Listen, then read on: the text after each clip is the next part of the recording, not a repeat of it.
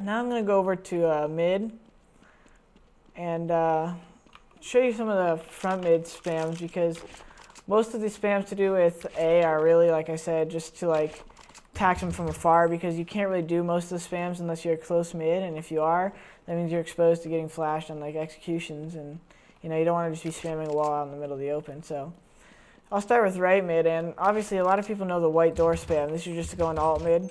I think this is really good when you're doing a setup where you have one guy hiding in this corner with his back turned, and one guy spotting this with his gun out, so they know if they jump up. And normally they'll have his back turned right here, so he doesn't get fined by a pop flash. And this guy in the CTR will actually be spotting for him, and then spam, spot, spam. And all that really does is it hits them a little bit, and it makes them think that's like the left mid guy. So they might try to do a pop flash setup and jump up, and you'll get the free kill from this guy. So that's the first basic spam. Now, if you're a rotator, something I like to do, which is pretty basic as well, is just run up these stairs right here. And I like to tap this if I know they're already up mid, because all that really does is shoot this lane. And a lot of people tend to just be walking right up, So it's sometimes good to get a free dink off when you're rotating. I'll move over here to left side mid. Most of the spams here in all in A are meant for halls, really. There's only that white door spam for mid, but left mid, the only really spam you can do for mid is right here. And if you scoot back, you can do it through this crack as well. I mean, it's really just mostly like if you're playing a passive setup and you have someone already watching mid, like maybe from the side corner, but you can just do stuff like this and spam right to the right of that life post, and it's good to get them walking on mid. But anyways, the passive spams right here I think are the best spams, because you could hide in the site and you can hear if they jump on mid while you're shooting and you have cover. So if you sit on this corner right here and shoot right where these two walls meet, this is right where a lot of teams boost up and win a room right in the center, and that's good to just damage them, and especially since you could hear the hit. You could also nade over, which is a good trick, and if they're in the window room, they'll get hit. So that's a good passive spam. Then I have this one where I'm standing next to the bomb box, and I just line this box right here up with the shutter, the left side of the shutter, and then I shoot at the bottom right side of it.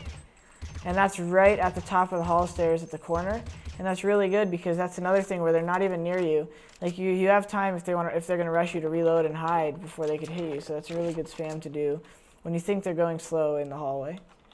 If you come over here when you climb up to balcony, this is a good spam to do early in the round. You just stand on the top right of this box, and you line it up with the roofing right here, and you just tap, and that goes actually onto the balcony. I'll show you guys really quick.